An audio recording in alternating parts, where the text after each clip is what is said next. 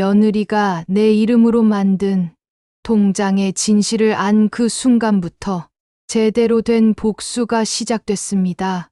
안녕하세요. 저는 김정희입니다. 올해 나이 66이고요. 남편을 잃고 혼자 살고 있어요. 오늘 제가 털어놓을 얘기는 정말 믿기 어려운 일이지만 제가 직접 겪은 일입니다. 며느리가 저 몰래 제 이름으로 통장을 만들어 놓고 세금을 빼먹고 있었다는 걸 알게 됐거든요. 그런데 더 충격적인 건 그 아이가 저를 요양원에 보낼 계획까지 세워두고 있었다는 거예요. 저는 김정희라고 합니다. 올해 나이 66살이에요. 5년 전에 남편을 암으로 잃고 지금은 혼자 살고 있어요. 아들 현우는 38살이고 며느리 윤지는 34살입니다. 이 두 사람은 맞벌이를 하고 있어서 정말 바빠요. 현우는 중견 기업에서 대리로 일하고 있고 윤지는 동네 은행에서 텔러로 근무하고 있어요. 저는 그냥 매일 반찬을 해다 주고 언젠가 생길 손자 손녀를 기다리며 하루하루를 보내고 있었어요. 솔직히 말하면 제 삶은 그리 특별할 게 없었어요. 아침에 일어나면 시장에 가서 신선한 재료를 사고 아들 내외가 좋아할 만한 반찬을 만들어서 가져다 주는 게 일상이었거든요. 가끔 동네 친구들과 만나서 수다를 떨기도 하고 혼자 텔레비전 보는 시간도 많았어요. 우리 나이에는 이런 게 평범한 일상이잖아요. 그런데 지난 3월 어느 날이었어요. 저는 동네 은행에 적금을 넣으러 갔었거든요. 그날따라 은행이 좀 붐볐어요. 점심시간이라 직장인들이 많이 와 있더라고요. 저는 번호표를 뽑고 기다리고 있었어요. 한 20분 정도 기다렸을까요? 제 차례가 되어서 창구로 갔어요. 창구 직원은 20대 후반으로 보이는 여자 직원이었어요. 정말 친절하게 인사를 하더라고요. 저는 평소처럼 적금을 넣으러 왔다고 말했어요. 그런데 그 직원이 제 신분증을 확인하더니 뭔가 이상한 표정을 지었어요. 컴퓨터 화면을 계속 들여다보면서 뭔가 확인하고 있더라고요. 저는 왜 그러는지 궁금해서 물어봤어요. 직원이 저에게 말했어요. 고객님 혹시 최근에 새로운 계좌를 개설하신 적이 있으신가요? 하고요. 저는 없다고 대답했어요. 이 은행에서는 적금 계좌 하나만 갖고 있다고 했어요. 그러니까 그 직원이 더 당황하는 것 같았어요. 컴퓨터를 다시 확인하더니 저에게 말했어요.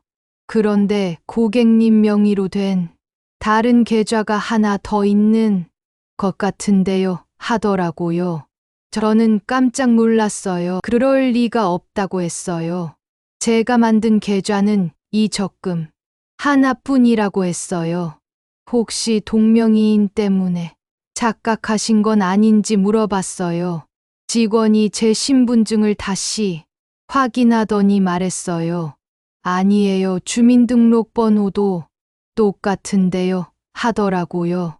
그러면서 컴퓨터 화면을 저에게 보여줬어요. 정말로 제 이름으로 된 계좌가 하나 더 있더라고요.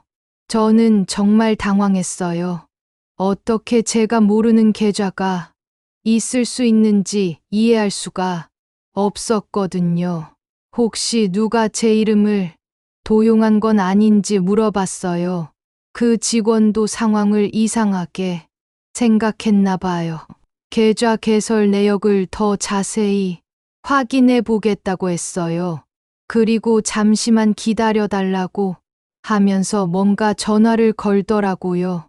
5분 정도 지나니까 그 직원이 다시 저에게 말했어요.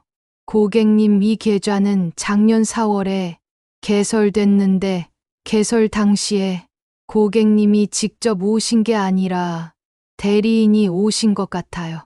하더라고요. 대리인이라는 말을 듣고 저는 더 당황했어요.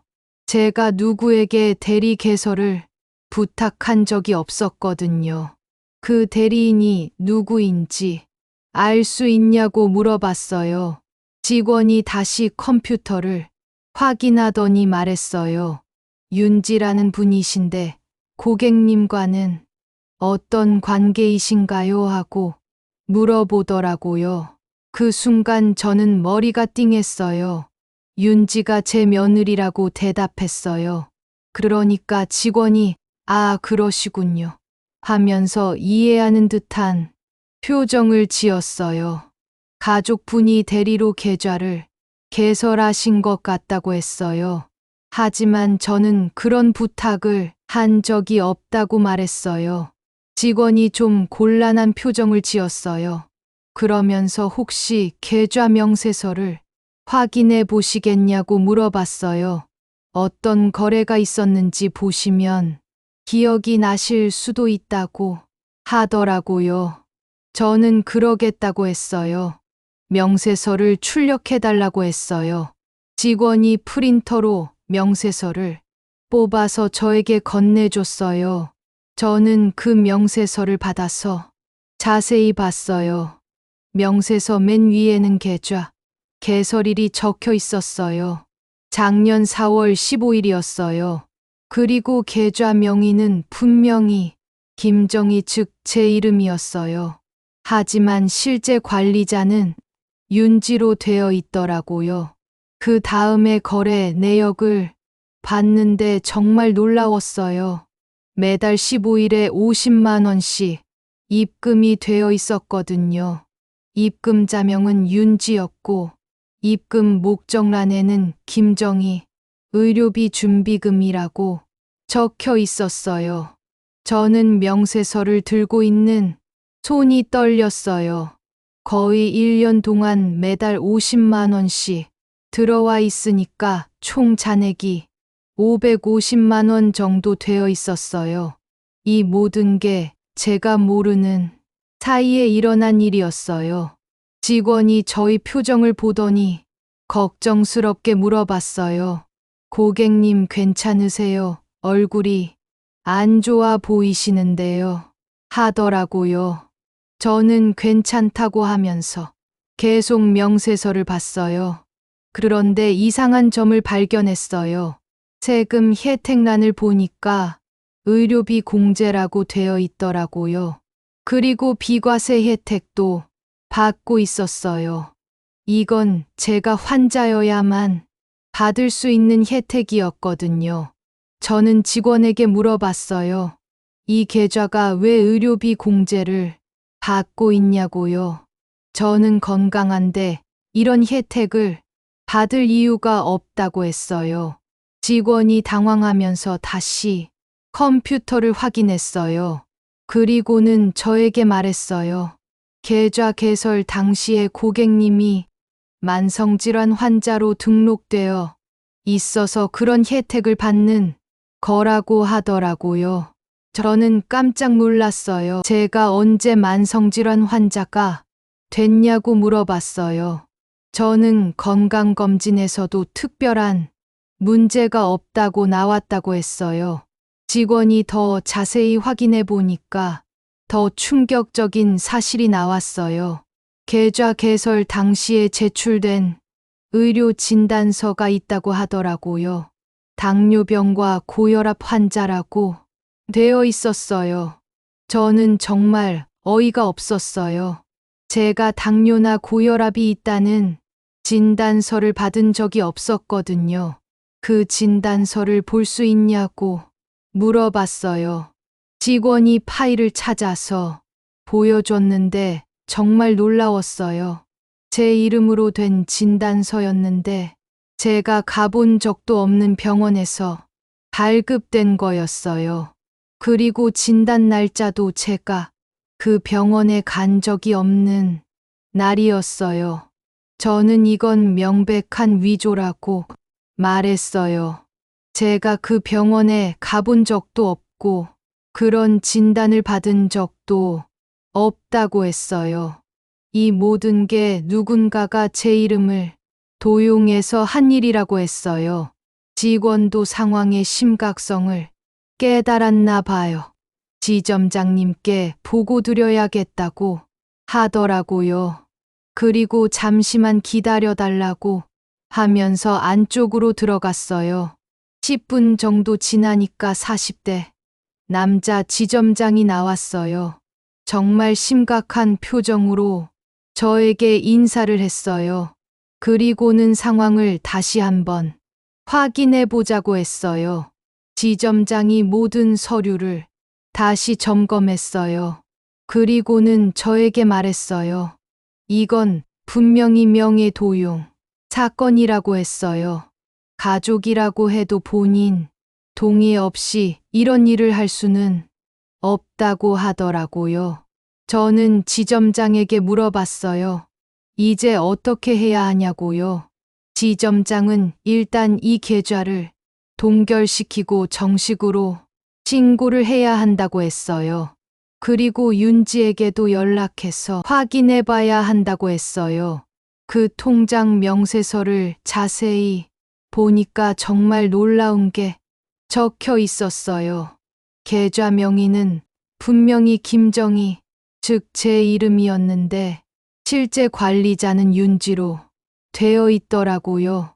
그리고 입금 내역을 보니까 김정희 의료비 준비금이라고 적혀 있었어요. 매달 50만 원씩 들어와 있더라고요.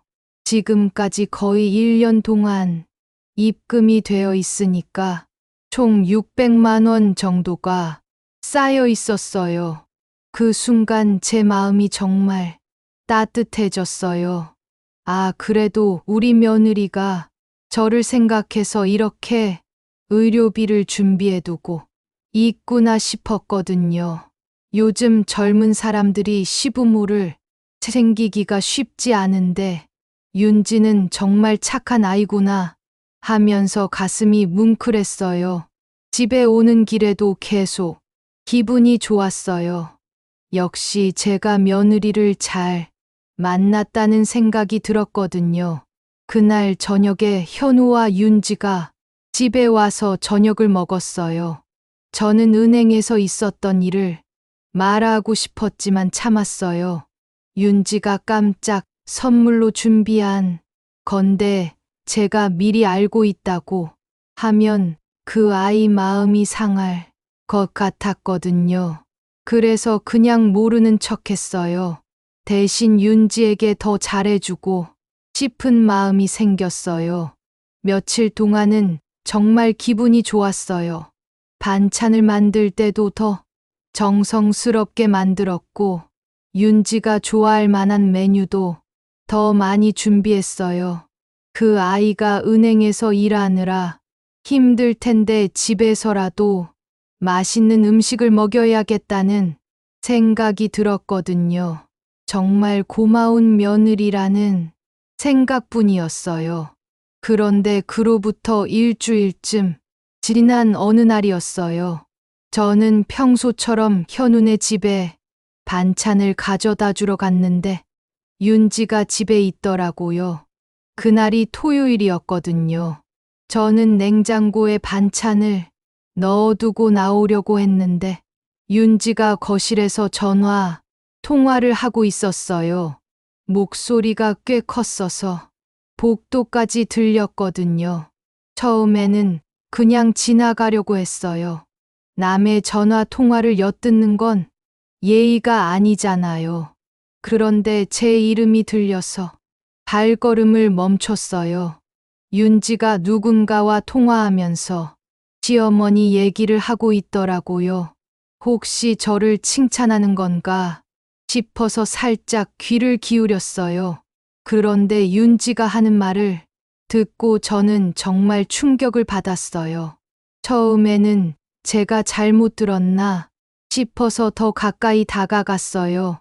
복도 끝에 서서 숨을 죽이고 들어보니 윤지의 목소리가 더 선명하게 들렸어요. 윤지가 전화기 너머 친구에게 말하고 있었어요. 야, 진짜 이거 완전 꿀팁이야. 하면서 웃는 소리까지 들렸거든요. 시어머니 이름으로 통장 만들어 놓으면 일단 세금 절약되잖아 하고 말하더라고요. 그리고 나중에 요양원 갈 때도 그 돈으로 충당하면 되고 말이야 하는 소리까지 들렸어요. 제 심장이 쿵쾅쿵쾅 뛰기 시작했어요. 설마 하는 마음에 계속 들어보니 더 충격적인 말들이 나오더라고요. 윤지가 말하길 어차피 시어머니가 나이 드시면 치매도 오고 그럴 텐데 미리 준비하는 거라고 하더라고요. 그리고 친구가 뭔가 물어보니까 윤지가 대답하는 걸 들었어요. 아니야, 시어머니는 아직 아무것도 모르셔 하면서 웃더라고요. 매일 반찬 해다 주시고 착하게 지내고 계시는데 뒤에서는 내가 이렇게 준비하고 있는 거지 하고 말했어요. 친구가 또 뭔가 말하니까 윤지가 더 자세히 설명하더라고요. 의료비 명목으로 돈 넣어놓은 것도 사실은 나중에 내가 쓸 거라고 했어요. 어차피 시어머니 명이니까 세금도 안 내도 되고 일석이조라고 하더라고요. 그때 제 다리에 힘이 빠지는 걸 느꼈어요. 벽에 기대지 않으면 넘어질 것 같았거든요. 그런데 윤지의 말은 계속 이어졌어요. 친구가 윤지에게 시어머니가 알면 어떻게 할 거냐고 물어보니까 윤지가 이렇게 대답하더라고요. 알 리가 없어. 은행 일을 모르시는데 하면서 또 웃었어요. 그리고 설사 알아도 뭐라고 하겠어. 이미 다 처리된 일인데 하고 말했어요. 제 가슴이 너무 아파서 숨쉬기가 힘들었어요. 그런데 더 충격적인 말이 나왔어요. 친구가 요양원은 언제 보낼 거냐고 물어보니까 윤지가 대답했어요. 글쎄 한 2년 정도 더 있다가 볼까 해 하더라고요. 그때쯤 되면 시어머니도 나이가 더 드실 테고 건강도 안 좋아지실 거 아니야 하면서 계산적으로 말하고 있었어요. 친구가 또 뭔가 말하니까 윤지가 웃으면서 대답했어요. 요양원비도 그 통장 돈으로 내면 되니까 걱정 없어 하더라고요. 어차피 시어머니 이름으로 된 돈이니까 시어머니 쓰는 거잖아 하면서 또 웃었어요. 그 순간 제 온몸에 소름이 돋았어요. 이 아이가 저를 완전히 바보로 보고 있다는 생각이 들었거든요. 그리고 모든 게 다 계획된 일이었다는 걸 깨달았어요. 윤지가 계속 말했어요. 시어머니는 정말 순진하셔서 내가 효부인 줄 아세요. 하더라고요. 매일 반찬 해다 주시고 용돈까지 주시려고 하시는데 속으로는 요양원 갈 날만 기다리고 있는 거지 하고 말했어요. 친구가 윤지에게 남편은 뭐라고 하냐고 물어보니까 윤지가 대답했어요. 현우는 아무것도 몰라 하면서 웃더라고요. 남편한테까지 숨기고 있었다는 거였어요. 그리고 윤지가 말하길 남편은 워낙 효자라서 시어머니 얘기만 나오면 무조건 시어머니 편이에요. 하더라고요. 그래서 이런 건 절대 말 안 하는 거고요. 하면서 또 웃었어요. 친구가 발각되면 어떻게 하냐고 물어보니까 윤지가 자신만만하게 대답했어요. 발각될 리 없어요. 시어머니가 은행 업무를 아시겠어요 하더라고요. 그리고 설마 자기 며느리가 이런 일을 할 거라고는 꿈에도 생각 안 하실 거예요. 하고 말했어요. 제 머릿속이 하얘졌어요. 평생 살면서 이렇게 배신감을 느껴본 적이 없었거든요. 그 아이가 저를 이렇게 우습게 보고 있었다니 정말 믿을 수가 없었어요. 윤지가 마지막으로 한 말이 제일 충격적이었어요. 친구에게 이런 말을 했거든요. 어차피 시어머니 같은 분들은 나중에 다 이런 길을 가시게 되어 있어요 하더라고요. 우리가 미리 준비해드리는 게 도리 아니겠어요 하면서 비웃듯이 말했어요. 그 순간 제 다리에 완전히 힘이 빠졌어요. 벽에 기댄 채로 그 자리에 주저앉고 싶었거든요. 하지만 소리가 날까봐 참았어요. 윤지가 제가 듣고 있다는 걸 알면 안 됐거든요. 그 순간 제 온몸에 소름이 돋았어요. 가슴이 쿵 하고 내려앉는 느낌이었어요. 평생 살면서 이렇게 배신감을 느껴본 적이 없었거든요. 제가 그렇게 아끼고 사랑했던 며느리가 사실은 저를 이용만 하고 있었다니요. 그것도 요양원에 보낼 계획까지 세워두고 있었다니 정말 믿을 수가 없었어요. 다리에 힘이 빠져서 그 자리에 서 있을 수가 없었어요. 조용히 집을 나와서 집까지 걸어왔는데 어떻게 걸어왔는지도 기억이 안 나요. 집에 와서 소파에 주저앉았는데 눈물이 주르륵 흘러내리더라고요. 정말 억울하고 서러웠어요. 그날 밤은 한잠도 못 잤어요. 윤지의 그 말들이 계속 머릿속에서 맴돌았거든요. 요양원이라는 말이 특히 가슴에 박혀서 아팠어요. 저는 아직 건강하고 혼자 살 수 있는데 벌써 요양원 얘기를 하다니요.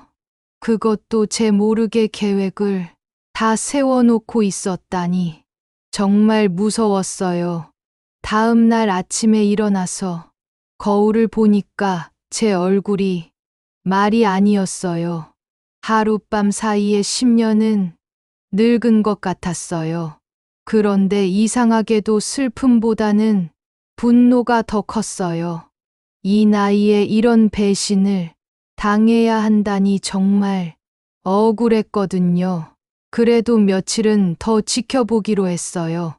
혹시 제가 잘못 들었을 수도 있고 윤지가 농담으로 한 말일 수도 있잖아요.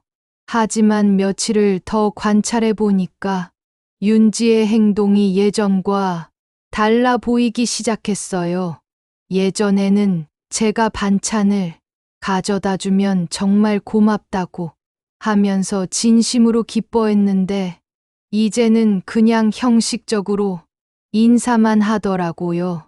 그리고 제가 혹시 편찮은 데는 없냐고 물으면 괜찮다고 대답하면서도 눈빛이 이상했어요. 마치 제가 언제 아플까 기다리는 것 같은 눈빛이었거든요. 그리고 윤지가 저에게 건강검진을 받아보라고 자꾸 권하더라고요. 나이도 나이인데 정기검진을 받는 게 좋겠다면서요. 처음에는 저를 걱정해서 하는 말인 줄 알았는데 이제 보니까 다른 속셈이 있는 것 같았어요. 혹시 제가 아픈 곳이 있어야 요양원 보내기 쉬우니까 그런 건 아닌가 싶었거든요. 일주일 정도 더 지나서 저는 확신이 섰어요. 윤지가 정말로 저를 요양원에 보낼 계획을 세우고 있다는 것을요. 그리고 제 이름으로 만든 통장도 그 계획의 일부라는 것을요. 저는 더 이상 당하고만 있을 수 없다고 생각했어요. 그래서 저는 조용히 준비를 시작했어요. 먼저 동네에서 가장 믿을 만한 친구인 박순자 씨에게 상황을 털어놨어요. 순자 씨는 저보다 2살 많은 68살인데 남편이 변호사였어요. 지금은 돌아가셨지만 법률 상식이 많아서 이런 일에 조언을 해줄 수 있을 것 같았거든요. 순자 씨에게 상황을 설명하니까 깜짝 놀라더라고요. 그리고는 이건 명예도용이라고 하면서 분명히 불법이라고 했어요. 윤지가 제 동의 없이 제 이름으로 통장을 만든 것도 문제고 세금을 빼먹으려고 한 것도 문제라고 하더라고요. 그리고 저에게 변호사를 소개해 주겠다고 했어요. 며칠 뒤에 순자 씨가 소개해 준 변호사를 만나러 갔어요. 서초동에 있는 법무법인이었는데 가는 길에 정말 떨렸어요. 평생 살면서 변호사 사무실에 가본 적이 없었거든요. 지하철을 타고 가면서도 계속 마음이 불안했어요. 법무법인 건물 앞에 서니까 더 긴장됐어요. 유리문에 적힌 법무법인 이름을 보니까 정말 일이 커진 것 같은 기분이 들었거든요. 엘리베이터를 타고 7층으로 올라가는데 가슴이 두근두근했어요. 접수처에서 박민서 변호사를 만나러 왔다고 했더니 직원이 안내해 줬어요. 상담실로 들어가니까 40대 중반으로 보이는 남자 변호사가 일어나서 인사를 했어요. 정말 단정하고 믿음직스러워 보였어요. 박민서 변호사가 차를 대접해주면서 편하게 말씀해달라고 하더라고요. 저는 처음에 어떻게 시작해야 할지 몰라서 머뭇거렸어요. 그러니까 변호사가 천천히 상황을 설명해달라고 격려해줬어요. 저는 떨리는 목소리로 윤지 얘기를 시작했어요. 먼저 윤지가 제 이름으로 통장을 만든 일부터 설명했어요. 박민서 변호사는 심각한 표정으로 들으면서 중간중간 질문을 했어요. 변호사가 물어봤어요. 어머님께서 그 통장 개설에 동의하신 적이 있으신가요? 하고요. 저는 절대 없다고 대답했어요. 제가 알지도 못하는 사이에 만들어진 거라고 했어요. 그러니까 박민서 변호사가 고개를 끄덕이면서 메모를 하더라고요. 그리고 또 물어봤어요. 그 계좌로 어떤 거래가 있었는지 아시냐고요. 저는 매달 50만 원씩 들어와서 총 600만 원 정도 쌓여 있다고 설명했어요. 변호사가 더 구체적으로 물어봤어요. 그 돈의 출처를 아시냐고요. 저는 윤지가 자기 돈을 넣은 것 같다고 대답했어요. 아마 세금을 줄이려고 제 명의를 쓴 것 같다고 했어요. 그때 박민서 변호사의 표정이 더 심각해졌어요. 그리고 저에게 물어봤어요. 혹시 며느리분이 다른 계획도 있다고 하시던데 그게 무엇인가요? 하고요. 저는 윤지가 저를 요양원에 보낼 계획을 세우고 있다고 털어놨어요. 제가 윤지의 전화 통화 내용을 자세히 설명하니까 변호사가 깜짝 놀라더라고요. 그리고는 이건 정말 심각한 문제라고 했어요. 단순한 명예 도용을 넘어서 계획적인 재산 침해라고 하더라고요. 박민서 변호사가 저에게 물어봤어요. 어머님께서는 어떻게 대응하고 싶으신가요? 하고요. 며느리분을 고발하실 건가요? 아니면 다른 방법을 원하시나요? 하고 물어보더라고요. 저는 한참 고민했어요. 윤지를 감옥에 보내고 싶지는 않다고 말했어요. 그래도 제 아들의 아내이고 언젠가는 손자 손녀를 낳아줄 사람이니까요. 하지만 이대로 넘어갈 수는 없다고 했어요.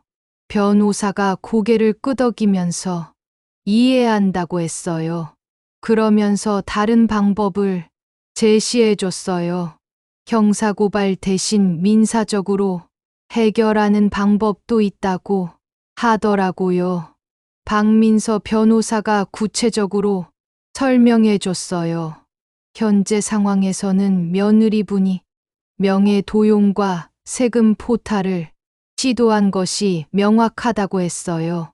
이걸 역이용해서 며느리분에게 교훈을 줄 수 있다고 하더라고요. 어떤 방법이냐고 물어보니까 변호사가 이렇게 설명했어요. 현재 그 통장은 어머님 명의지만 실제 관리자는 며느리분이라고 했어요.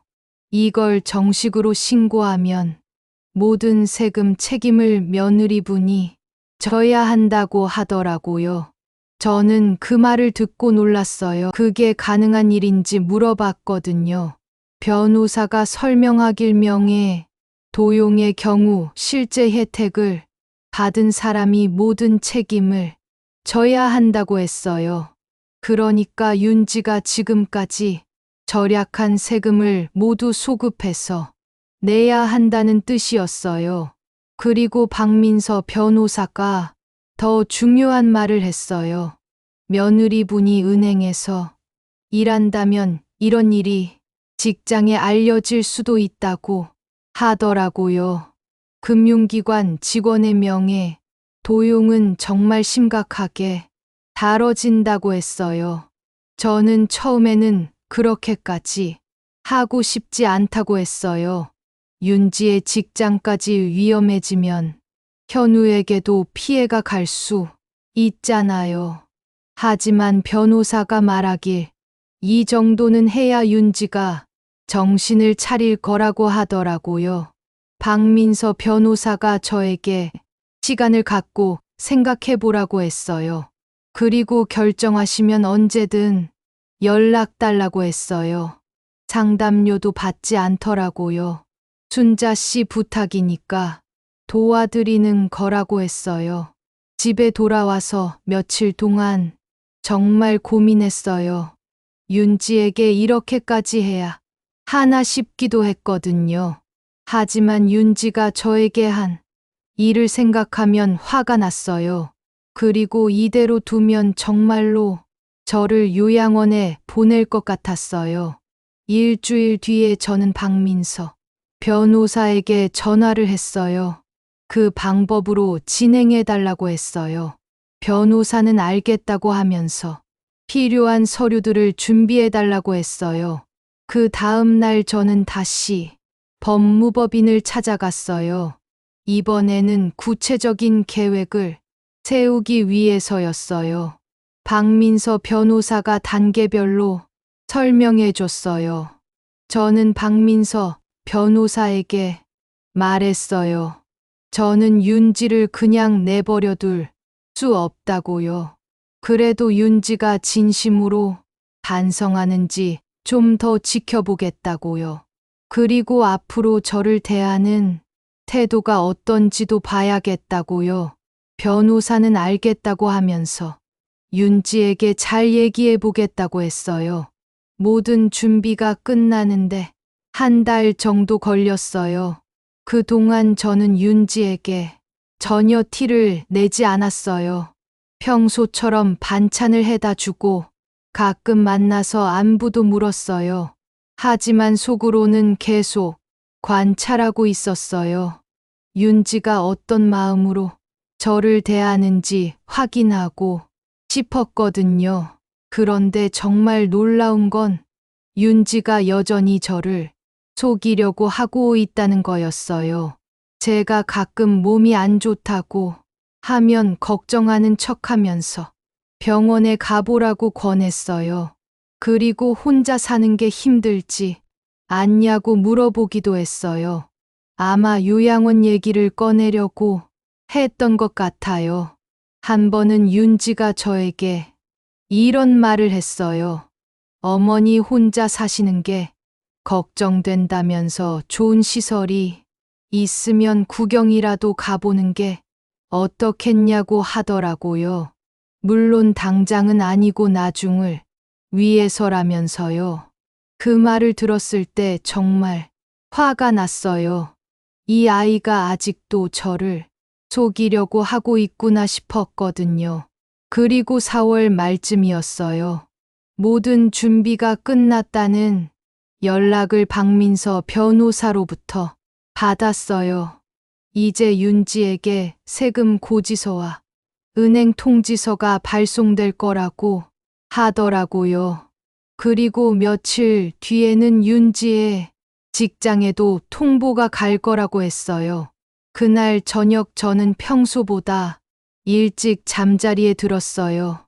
내일부터 일이 시작될 거라는 생각에 긴장되기도 하고 한편으로는 후련하기도 했거든요. 드디어 윤지가 자신이 한 일의 대가를 치르게 될 거라는 생각이 들었어요. 다음 날 오전 10시쯤이었어요. 윤지에게서 전화가 왔어요. 목소리가 당황한 것 같더라고요.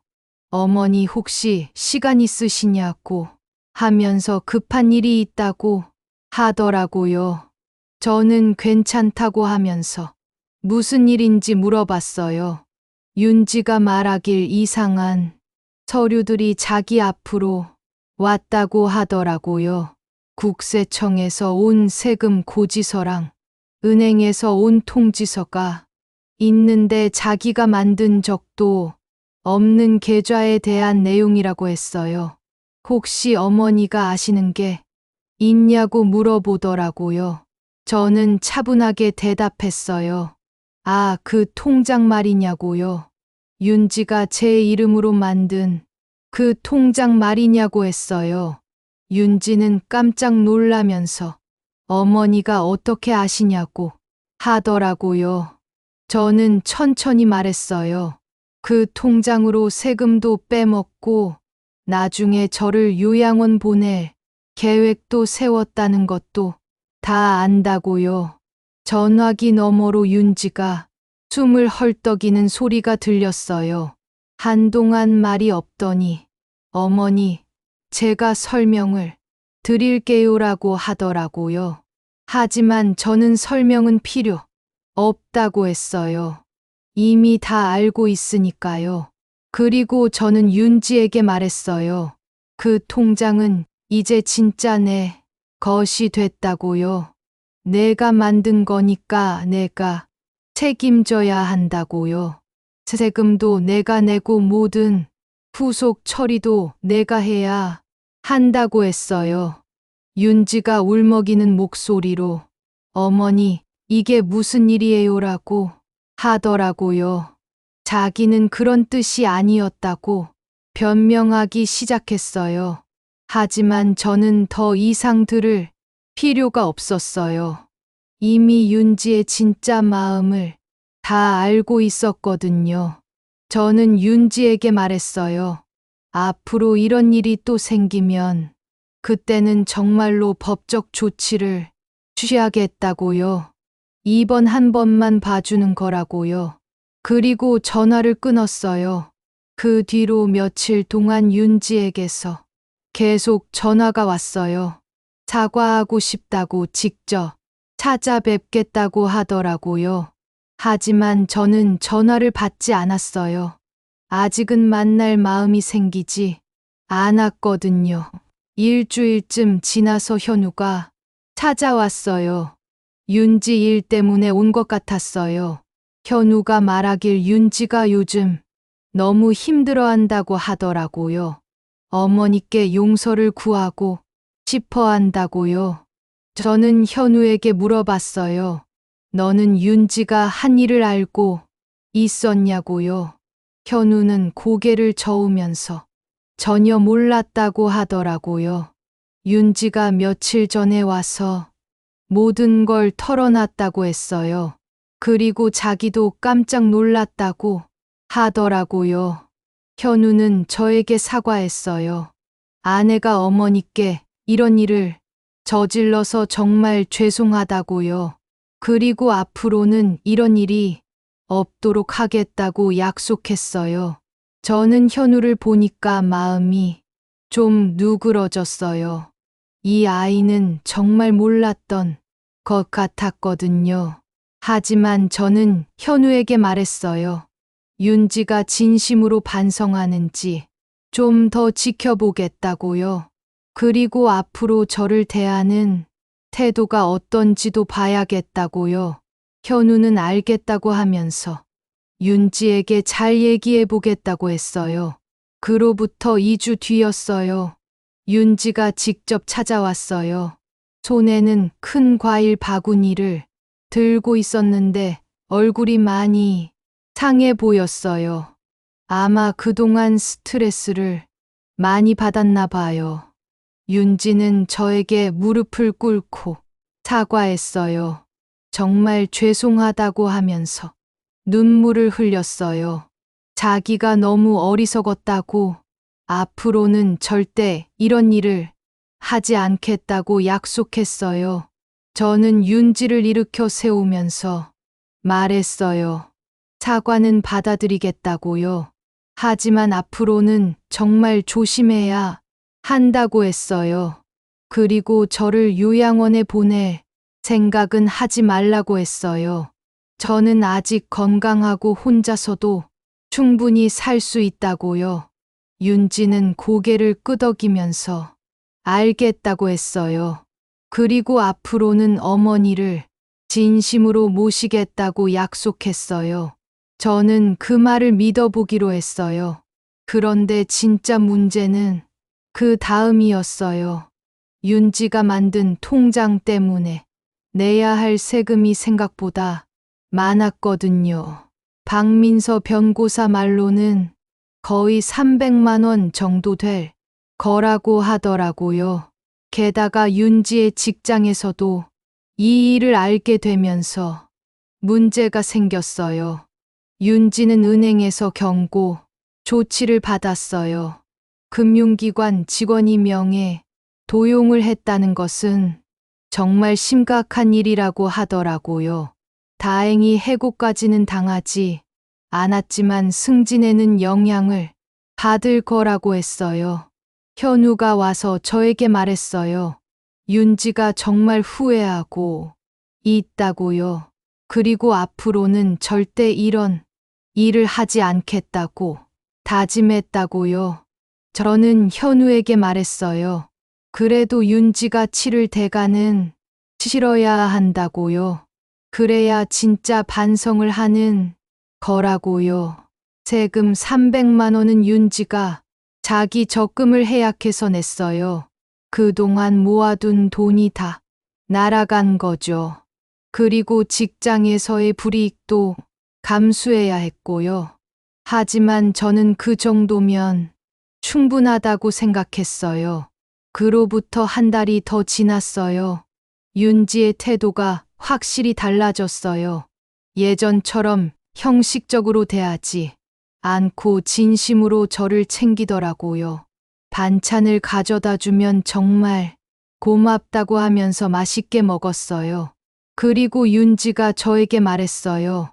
앞으로는 어머니 용돈도 드리고 싶다고요. 매달 얼마씩이라도 드리겠다고 하더라고요. 저는 그럴 필요 없다고 했지만 윤지는 자기 마음이라고 했어요. 어느 날 윤지가 저에게 물어봤어요. 어머니는 어떻게 자기가 한 일을 알게 됐냐고요. 저는 윤지에게 말했어요. 은행에서 우연히 알게 됐다고요. 그리고 전화 통화하는 것도 들었다고 했어요. 윤지는 얼굴이 빨개지면서 정말 죄송하다고 또 사과했어요. 그때 친구에게 자랑한답시고 한 말이었는데 어머니가 들을 줄은 몰랐다고 하더라고요. 저는 윤지에게 말했어요. 앞으로는 누구한테든 그런 말 하지 말라고요. 지금은 윤지와의 관계가 많이 좋아졌어요. 예전보다 더 가까워진 것 같아요. 아이러니하게도 이 일을 겪고 나서 우리 사이가 더 진실해졌거든요. 윤지도 저에게 더 진심으로 대하고 있고 저도 윤지를 진짜 며느리로 받아들이게 됐어요. 며칠 전에는 윤지가 좋은 소식을 가져왔어요. 아이가 생겼다고 하더라고요. 저는 정말 기뻤어요. 드디어 손자나 손녀를 볼 수 있게 된 거잖아요. 윤지도 정말 기뻐하면서 어머니보다 먼저 알려드린다고 하더라고요. 그때 저는 생각했어요. 정말 다행이라고요. 만약 제가 그때 윤지를 그냥 내버려뒀다면 어떻게 됐을까 하고요. 아마 윤지는 계속 저를 속이려고 했을 거고, 결국에는 정말로 저를 요양원에 보냈을지도 몰라요. 그랬다면 지금 이런 기쁜 소식도 들을 수 없었을 거예요. 그리고 저는 깨달았어요. 때로는 사랑하는 사람에게 제대로 된 교훈을 주는 것도 필요하다는 걸요. 무조건 참고 넘어가는 것만이 능사가 아니라는 걸요. 윤지가 잘못된 길로 가기 전에 제가 막아준 거라고 생각해요. 물론 그 과정이 쉽지는 않았어요.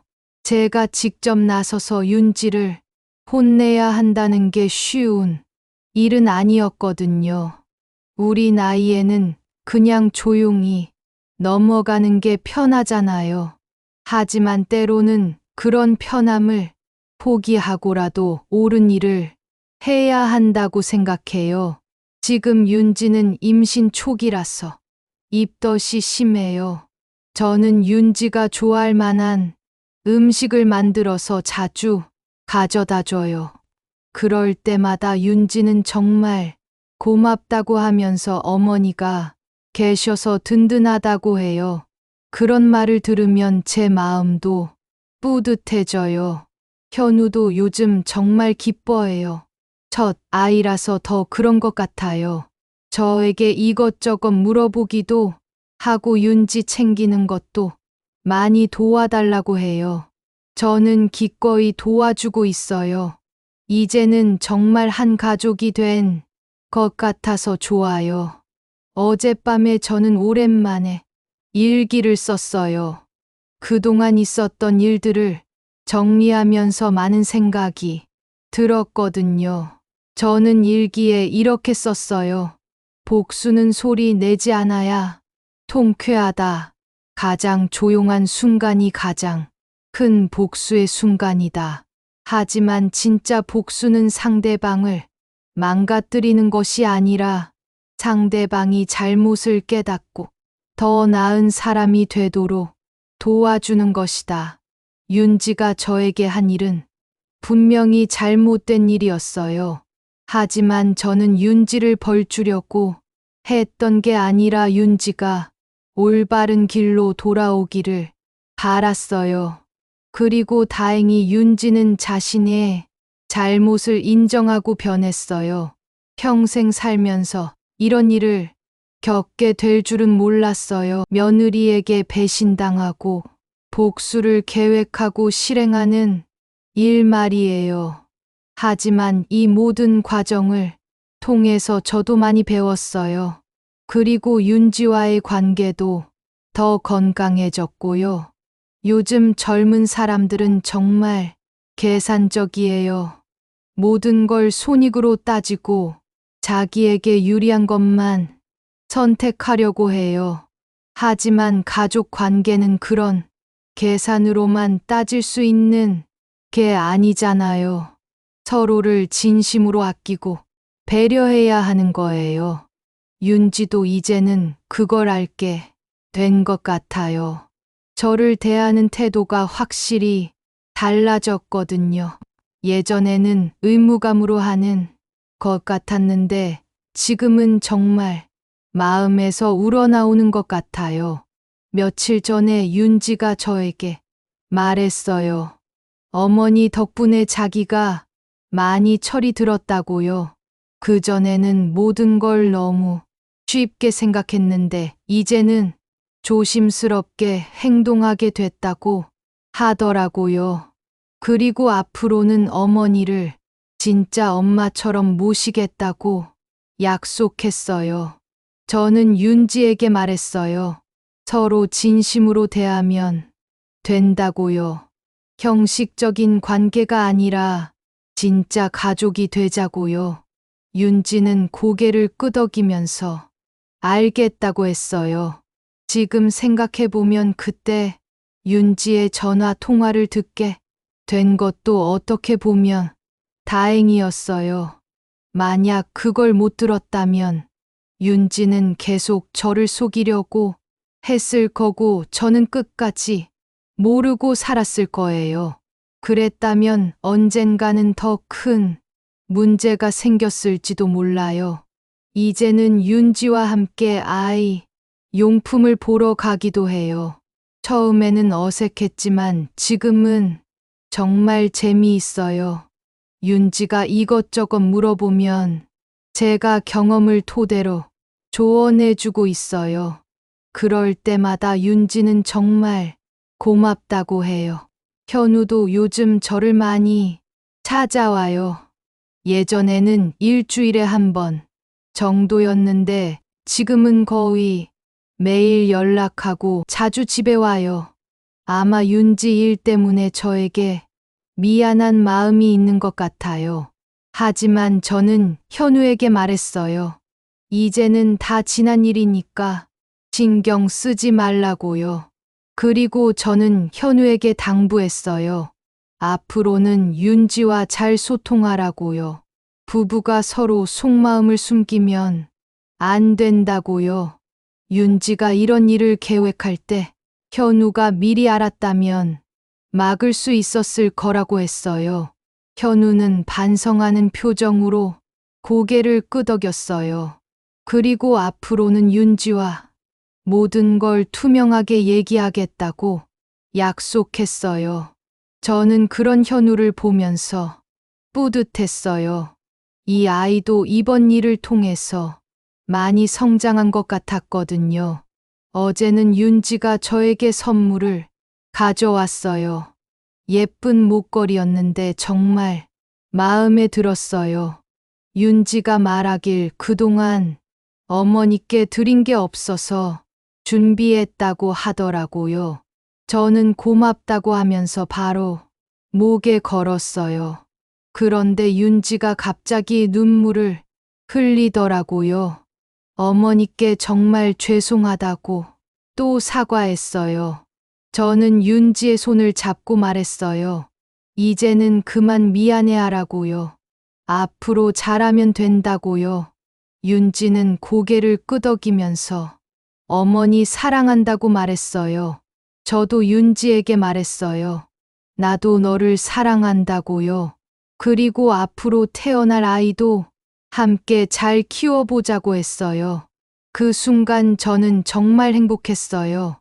이렇게 힘든 일을 겪고 나서야 진짜 가족이 된 것 같았거든요.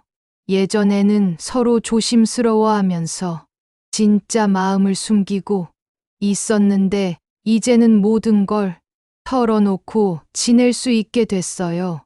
며칠 전에 순자 씨를 만났어요. 윤지 일이 어떻게 됐는지 궁금해 하더라고요. 저는 순자 씨에게 모든 걸 얘기해 줬어요. 윤지가 반성하고 있고 지금은 관계가 많이 좋아졌다고요. 순자 씨는 저를 칭찬했어요. 정말 지혜롭게 처리했다고 하더라고요. 그냥 참고 넘어갔다면 계속 속았을 텐데 제대로 대응해서 윤지를 변화시켰다고 했어요. 저는 순자 씨에게 고맙다고 했어요. 순자 씨가 변호사를 소개해주지 않았다면 이렇게 잘 해결할 수 없었을 거라고요. 박민서 변호사에게도 나중에 인사를 드렸어요. 정말 좋은 조언을 해줘서 고맙다고 했어요. 박민서 변고사는 저에게 말했어요. 어르신이 정말 현명하게 처리하셨다고요. 대부분의 사람들은 감정적으로 대응해서 관계를 완전히 망쳐버리는데 어르신은 교육적 효과까지 고려해서 처리하셨다고 칭찬했어요. 지금 생각해보면 이 모든 일이 저에게는 큰 배움이었어요. 평생 살면서 이런 배신을 당해본 적이 없었거든요. 하지만 이 일을 통해서 저도 많이 강해졌어요. 그리고 가족이라는 게 무엇인지도 다시 생각해보게 됐고요. 가족은 무조건적으로 참고 넘어가는 관계가 아니에요. 서로를 진심으로 아끼기 때문에 때로는 쓴소리도 하고 올바른 길로 이끌어주는 관계예요. 저는 윤지에게 그런 역할을 해준 것 같아서 뿌듯해요. 윤지의 배가 점점 불러오고 있어요. 이제 4개월 정도 됐거든요. 성별은 아직 모르지만 건강하게 자라고 있다고 해요. 저는 매일 손자, 손녀를 만날 생각에 설레어요. 윤지가 말하길 아이가 태어나면 어머니 이름을 한 글자 넣고 싶다고 하더라고요. 저는 깜짝 놀라면서 그럴 필요 없다고 했어요. 하지만 윤지는 자기 마음이라고 했어요. 어머니 덕분에 자기가 새 사람이 됐으니까 그 의미를 담고 싶다고 하더라고요. 저는 윤지의 그 마음이 정말 고마웠어요. 아이 이름에 제 이름을 넣겠다는 것은 저를 진짜 할머니로 인정한다는 뜻이잖아요. 그동안 힘들었던 모든 게 다 보상받는 기분이었어요. 현우도 정말 좋아했어요. 윤지가 저를 진심으로 모시고 있다는 걸 느낄 수 있다고 하더라고요.